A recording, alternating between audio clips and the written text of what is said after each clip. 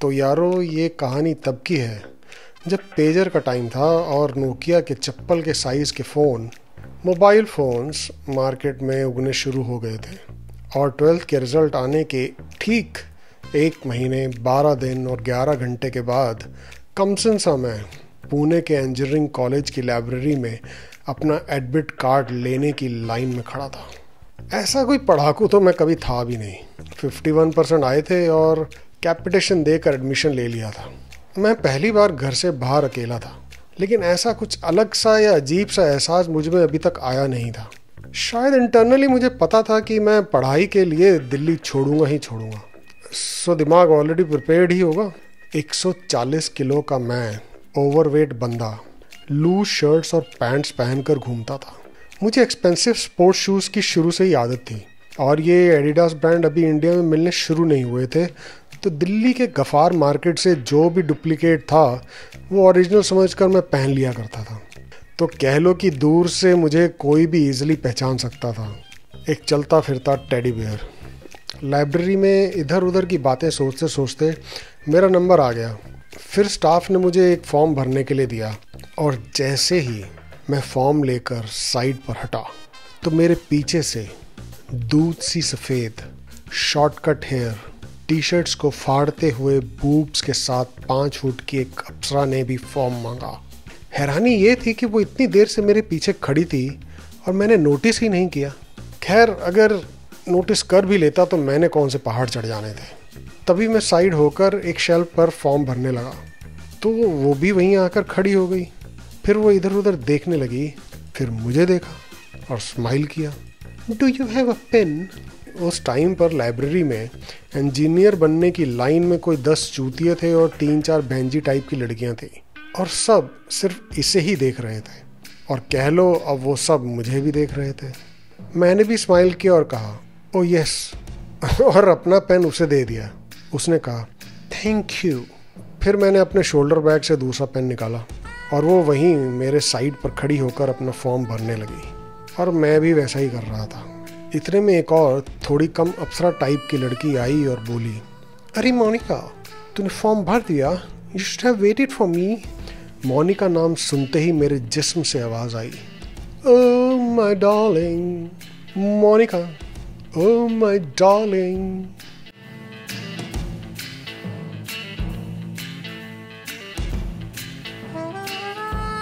उस समय ऐसा लगा जैसे बिना बताए ये नाम मेरा एक हिस्सा बन गया हो। फिर मोनिका ने एक फॉर्म निकाला और उस दूसरी अप्सरा को दिया। ये ले, तेरे लिए भी ले लिया है, जल्दी से भर दे। थोड़ी देर में इन दोनों ने मेरे दिए हुए पेन से फॉर्म भरे और काउंटर पर दे दिए। मैंने भी उनके पीछे पीछे लाइन में लगकर फॉर्म दे दिया और अपना एडमिट कार्ड ले लिया और फिर वो दोनों चली गई मेरा पेन लेकर। लाइब्रेरी से निकल मैंने हॉस्टल के नीचे वाली कैंटीन में जाकर इडली सांभर खाई। फिर अपने रूम में जाकर अपना लगेज खोलने लगा। आज हॉस्टल में मेरा पहला ही दिन था। मेरा रूम पार्टनर कौन था उस पर मैं अभी अनजान था, क्योंकि वो चूतिया अभी तक आया ही नहीं था। 4 फ्लोर के हॉस्टल में मेरा 4th फ्लोर था और हर फ्लोर के दोनों तरफ कॉमन बाथरूम्स और टॉयलेट्स थे। न्यू एडमिशन्स के साथ साथ कुछ पढ़ाकू सीनियर्स भी हॉस्टल में ही रहा करते थे। अपने कपड़े वगैरह अलमारी में सेट करने के बाद मैं लेटा ही था कि रूम का दरवाज़ा खुला और पंजाब का एक स्टूडेंट अपना बोरिया बिस्तर लेकर आ गया। फिर हमारी इंट्रोडक्शन हो गई तो हम बहुत देर तक फालतू की बातें करते रहे और फिर शाम को कैंटीन में खाने चले गए। कैंटीन के बाहर कुछ सीनियर्स हमारी रैगिंग कर रहे थे कि इतनी ही देर में मोनिका और उसकी फ्रेंड भी अपने हॉस्टल से कैंटीन की तरफ जा रही थी। उस टाइम पर कॉलेज के सारे कंजर भोसड़ी के चूतिए मेरी हो चुकी मोनिका को ही घूर रहे थे। मैं लड़कियों का दीवाना नहीं था, लेकिन परवाना ज़रूर बनना चाहता था। शायद मेरी ठरक को अब आज़ादी मिल चुकी थी। हमारे पीछे से जाते वक्त मोनिका ने मुझे देखकर स्माइल दी और कैंटीन में चली गई। 140 किलो का मैं वहाँ खड़े सब ठरकी कुत्तों की नज़र पर चढ़ गया। रैगिंग लेता हुआ सीनियर बोला, जाकर उसका नाम पूछ कर आ। मोनिका। मैं बोला, पहले से जानता है? क्यों, बहन है तेरी? नहीं, लाइब्रेरी में मिली थी और शायद तुम में से ही किसी की बहन है। मैं बोला, इससे पहले कि वो कुछ कहता, कॉलेज का डीन वहाँ इंस्पेक्शन के लिए निकल आया और फिर सब जूनियर्स को छोड़कर सीनियर्स अपने रास्ता नापते चले। और फिर थोड़ी देर बाद उस ओवर क्राउडेड कैंटीन में खाना खाने के बाद हम अपने रूम में चले गए। अगले दिन सुबह 7 बजे ही उठ गया क्योंकि कॉलेज की क्लास का आज फर्स्ट डे था। अपनी बाल्टी उठाकर मैं नहाने के लिए बाथरूम में पहुंचा तो बाहर की दीवार पर एक बड़े से ब्लैक बोर्ड पर 6-7 नाम लिखे थे।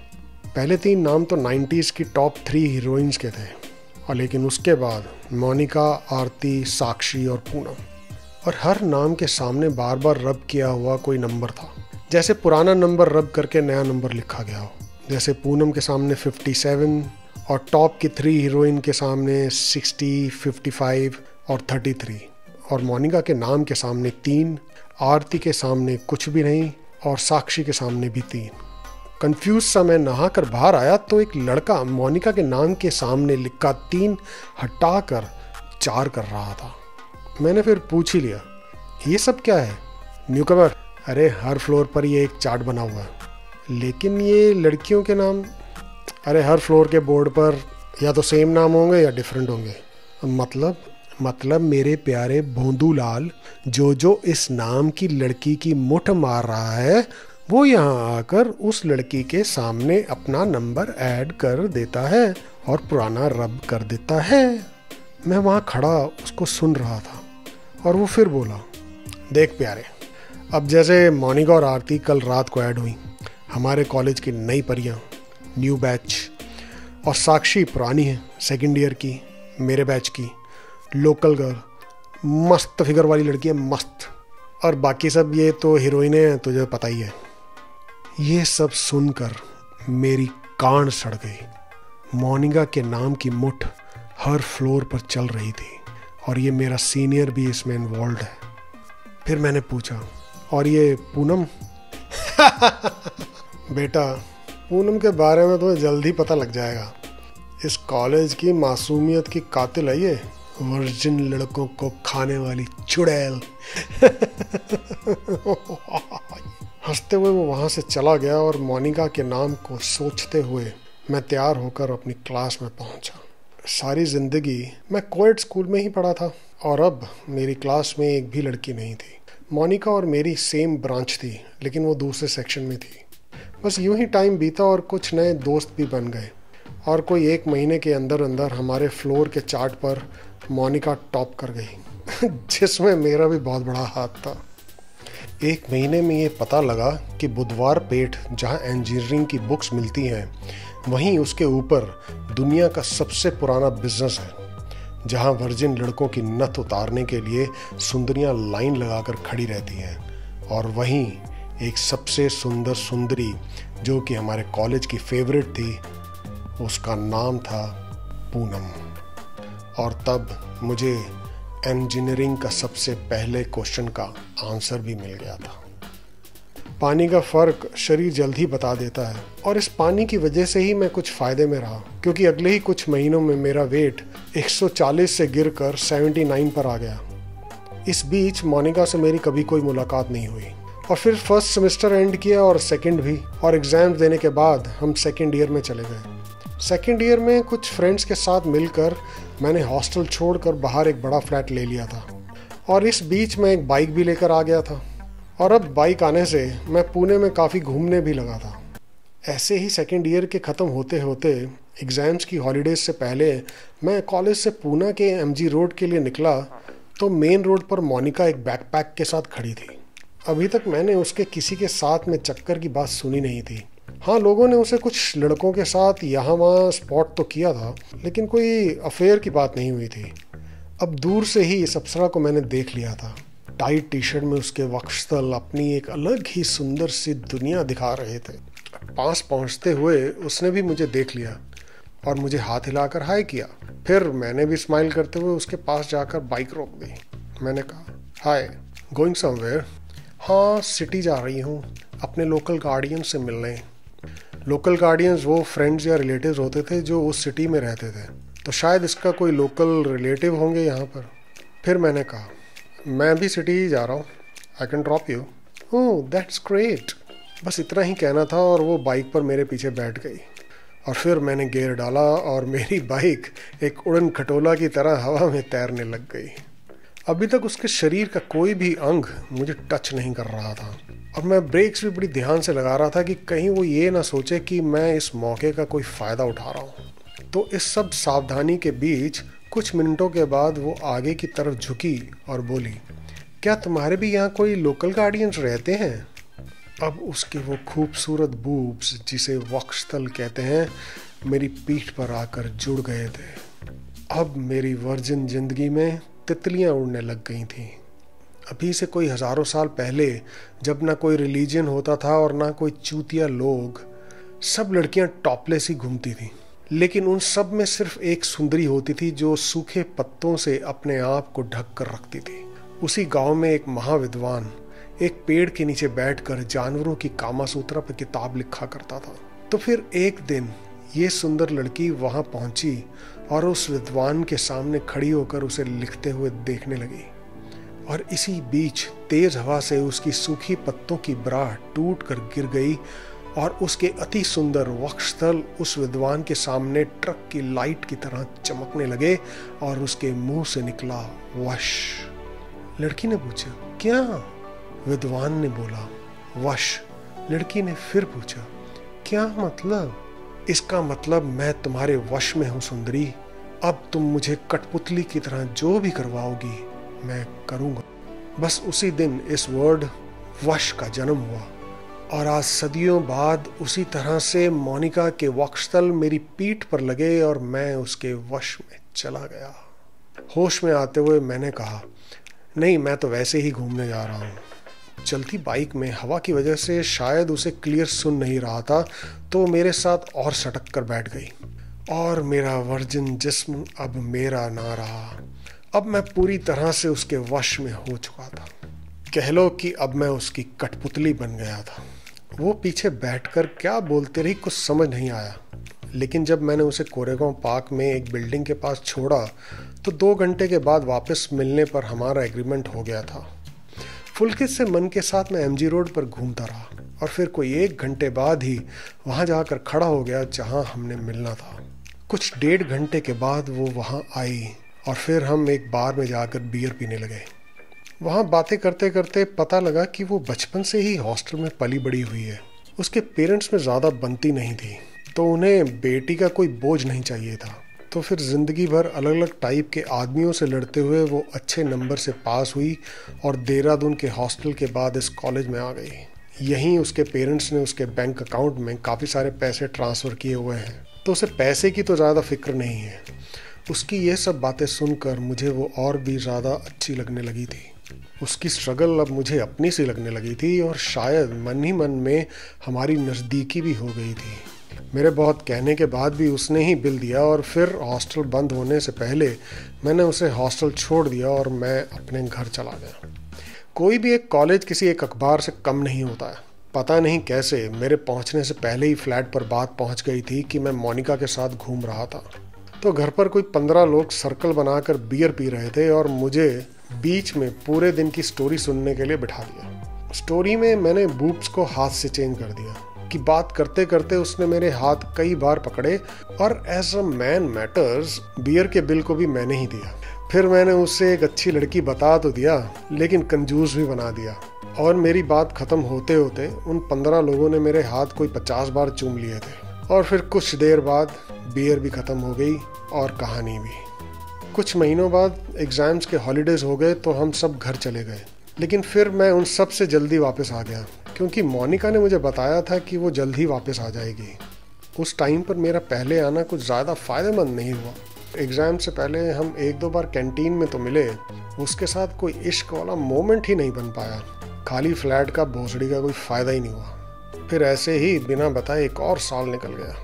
मोनिका का हमने कभी किसी के साथ कोई अफेयर तो नहीं सुना था, लेकिन पता लगा कि एक सीनियर के घर उसका काफ़ी आना जाना है।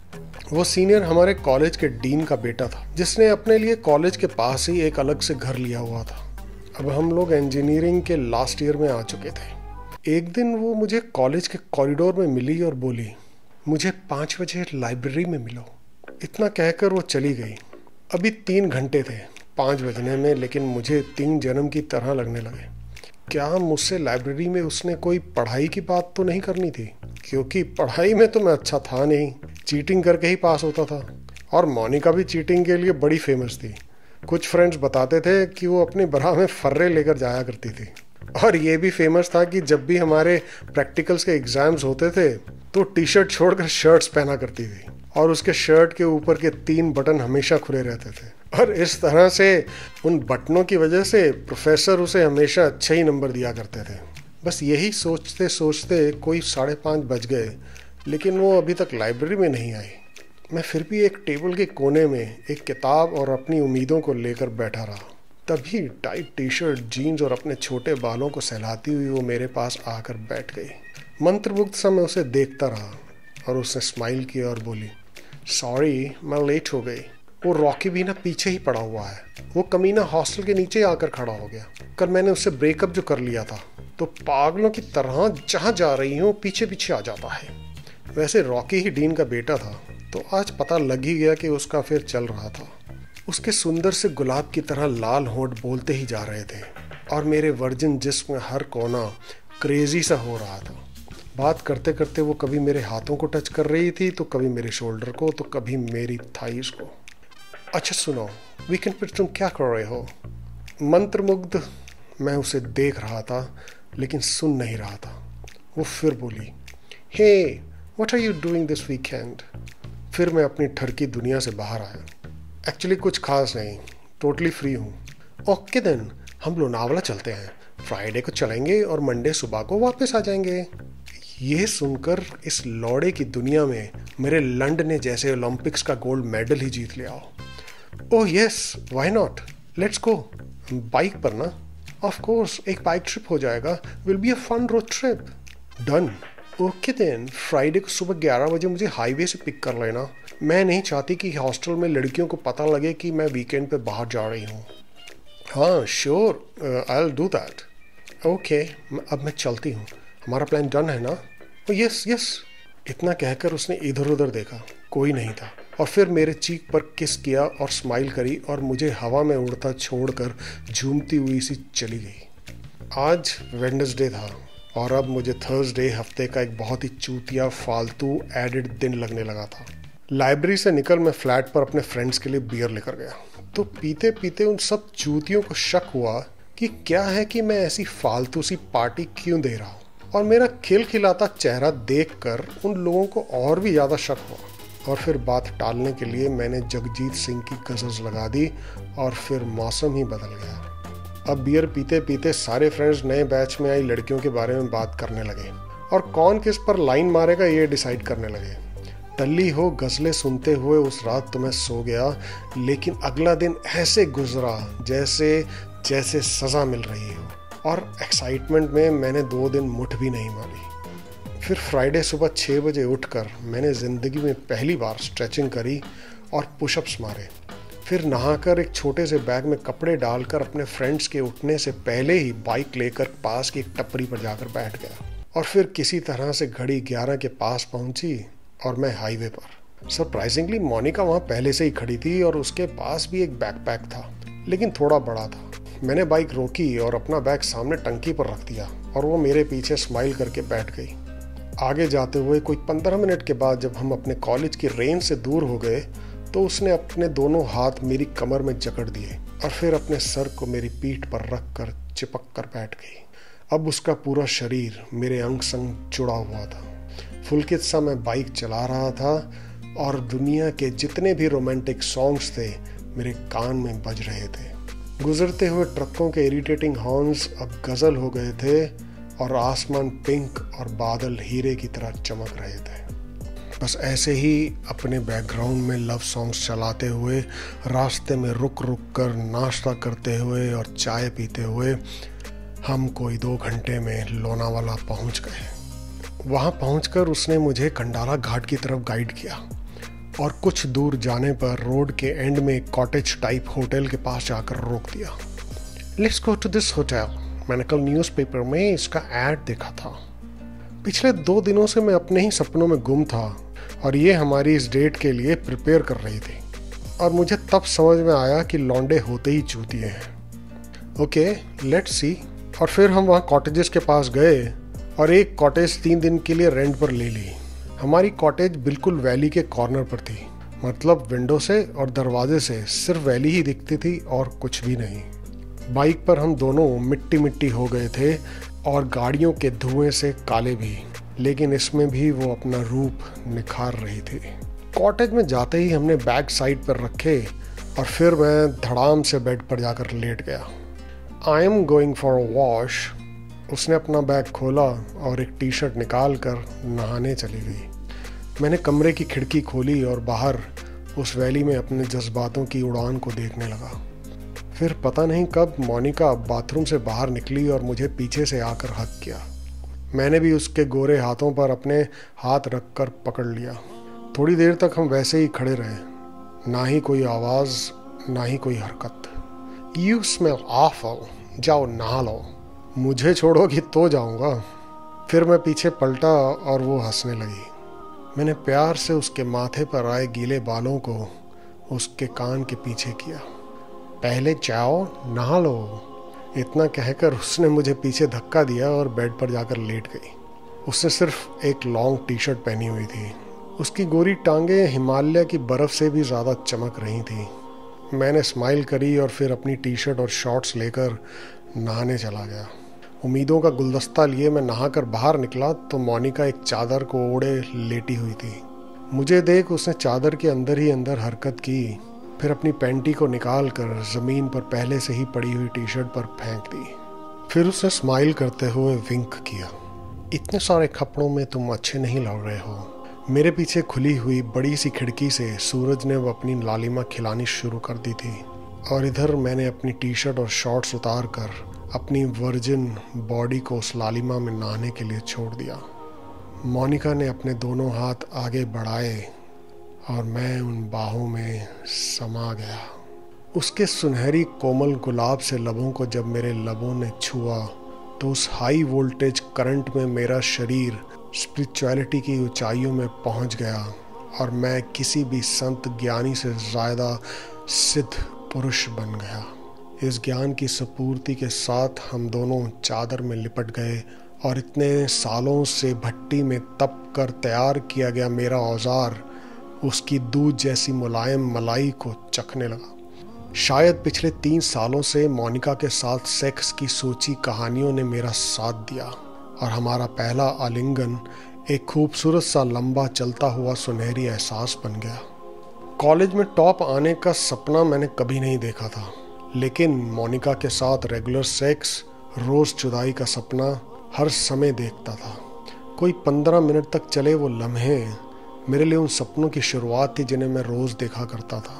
अपनी वर्जिनिटी का प्रसाद उसे देने के बाद हम एक दूसरे को हक करके बड़ी देर तक खिड़की से बाहर देखते रहे। कोई 1 घंटे बाद हमारी ठरक ने दोबारा दस्तक दी और हम फिर से अपनी जिस्मानी भूख की बलि देने में लग गए। इस बार पहले वो मेरे ऊपर थी, फिर उसने डॉग शॉट के लिए पोजीशनिंग करी।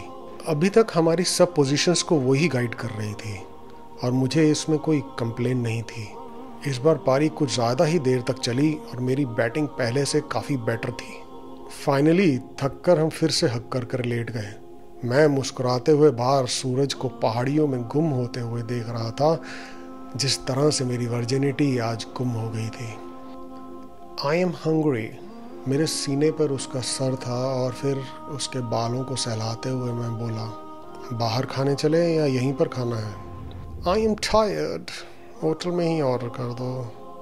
नग्न चादर से निकल मैंने होटल का मेन्यू कार्ड उठाया और वापस बेड पर आने लगा तो वो बोली, मेरा बैग भी पकड़ाओ।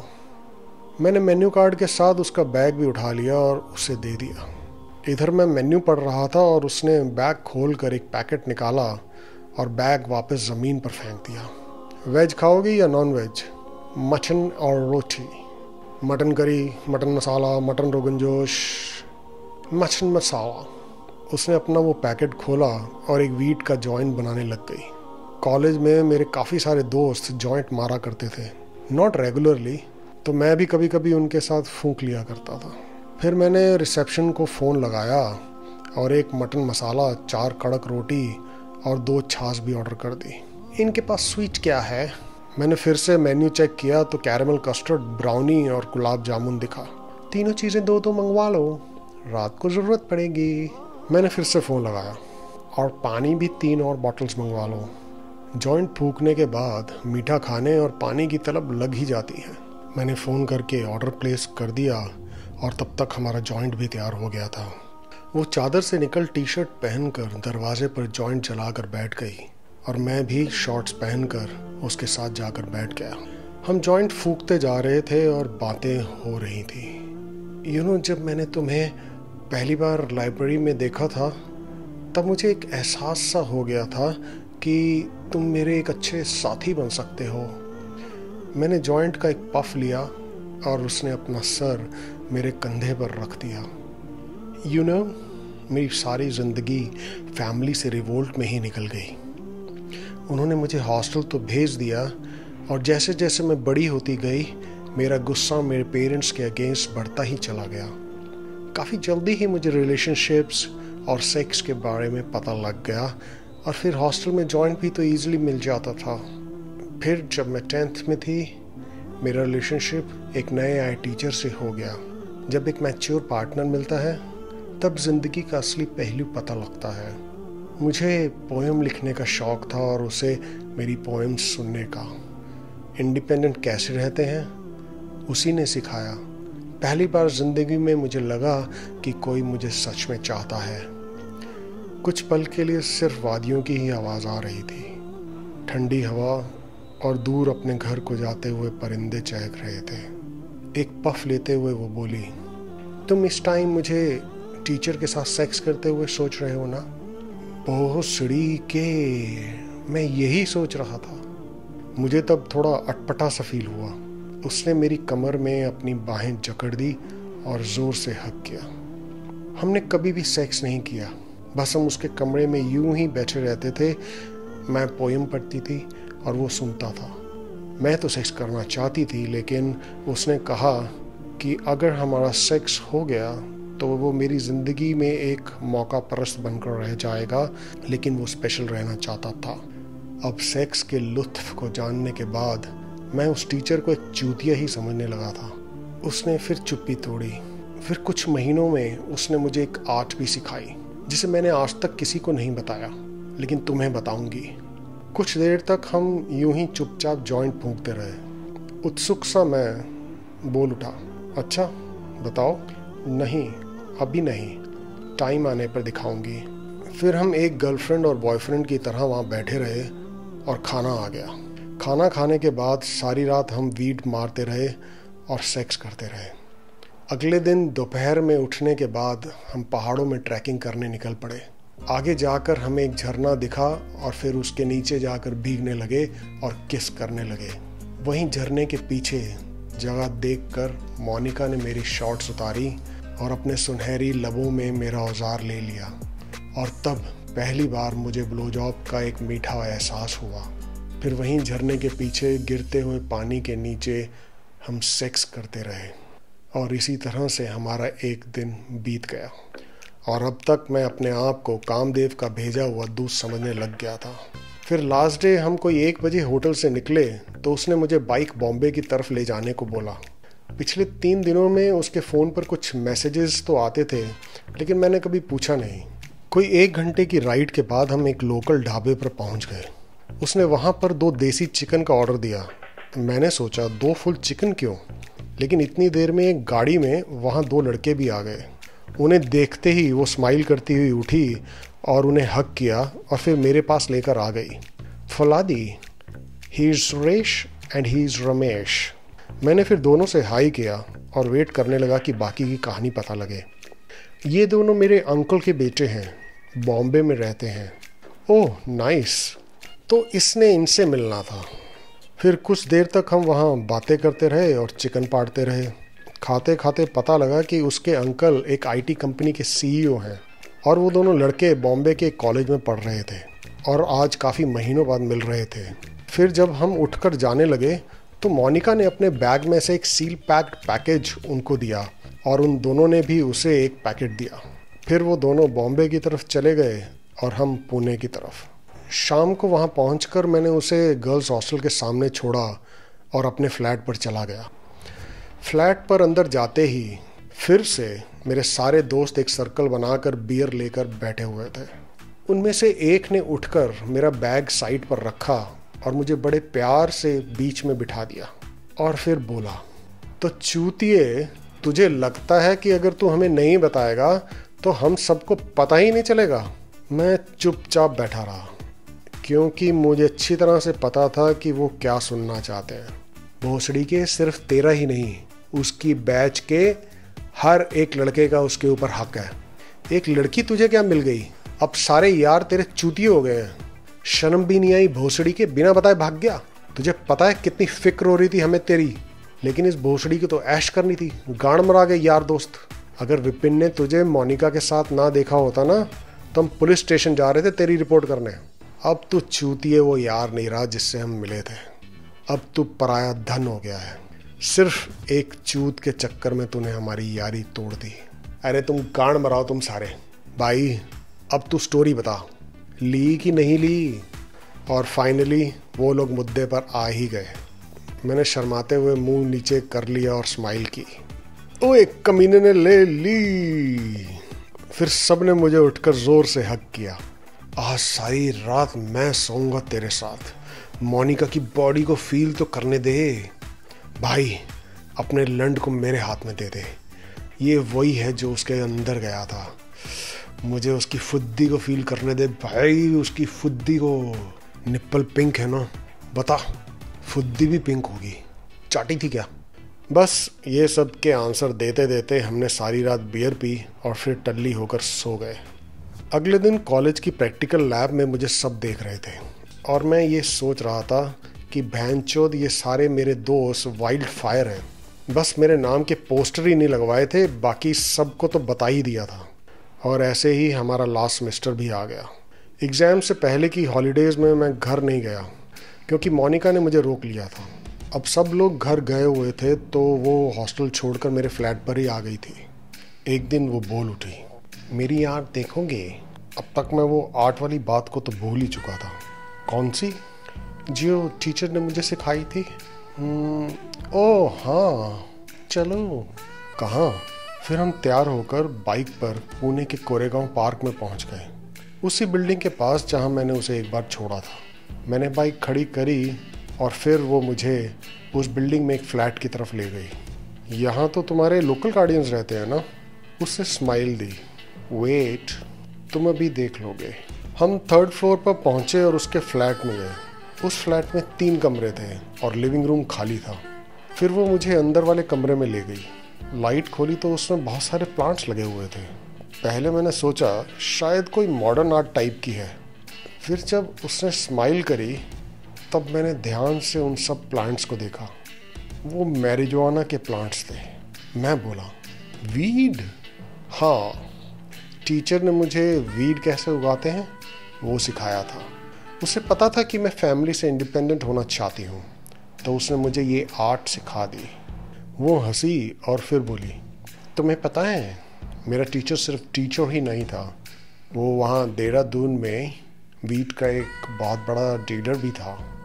उस टाइम पर वहाँ खड़े होकर मेरी ज़िंदगी एक मिक्स्ड फीलिंग में से गुजर गई और शायद वहाँ वीट की हवा ने भी मेरे पे कुछ असर कर दिया था। अब मैं खुश हूँ या डरूं मुझे कुछ समझ में नहीं आ रहा था, क्योंकि मोनिका सिर्फ एक ड्रग डीलर ही नहीं, ड्रग्स उगाती भी थी। फिर उसने मेरी तरफ देखा और अपनी बाहें मेरे गले में डाल दी और मुझे किस किया और फिर बोली, आज मैं तुम्हें इसलिए यहाँ लाई हूँ क्योंकि मैं ये सब बंद कर रही हूँ। ये मेरी लास्ट क्रॉप है जो 2 दिन में मैं डिलीवर कर दूँगी। आई वॉन्टेड कि तुम्हें मेरे बारे में सब पता लग जाए बिकॉज आई लव यू।